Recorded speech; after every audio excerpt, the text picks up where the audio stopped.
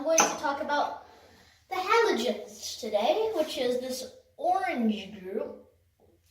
All nonmetals, pretty reactive with the alkali metals. And let's get started. So, for fluorine, I collected a piece of fluorite, which, as you know, is silicon and fluorine. So, in reality, fluorine exists in very, very tiny quantities of fluoride, which is why fluoride is not very dangerous, considering that fluorine can burn holes straight through glass, metal, brick, and sometimes even metal. So fluorine is usually stored in nickel containers because nickel is the only metal that can resist its attack. Fluorine is very dangerous. If you know a lot about acids, you know the hydrofluoric acid is one of the most feared things in the world because it has an ability to dissolve flesh. So, pretty dangerous, pretty unused. So, and if you notice, I spelled the word fluorine wrong because you in the between the L and the O. Sorry about the mistake. So, chlorine, I collected a little bit of household sodium chloride salt because, as you know, sodium chloride is sodium and chlorine, with the sodium a positive ion, chlorine a negative ion. So chlorine is used in, if you know a lot, you know it's used in like pipes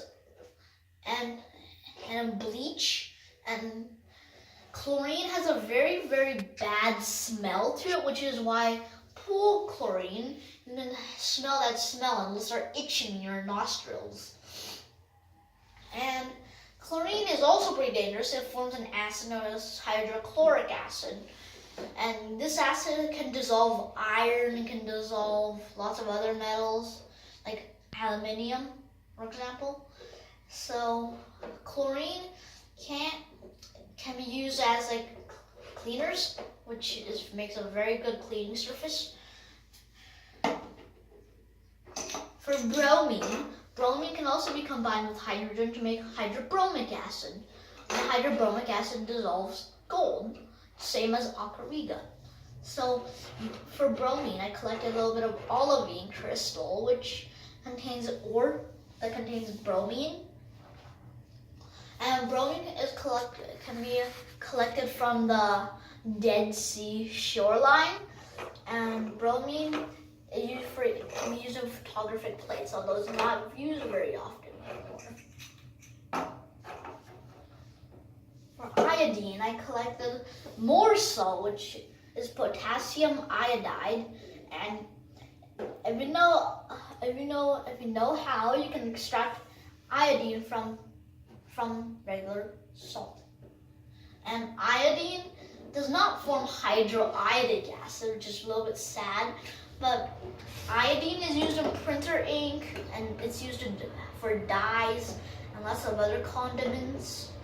For astatine, I collected a bit of meteorite, which contains uranium, which decays to astatine, because if it's real astatine, then it won't be there for long, and you won't be looking at a lump of astatine anymore. So astatine is very dangerous and it's rarely used, and scientists estimate there's only about 20 grams of astatine in the entire Earth.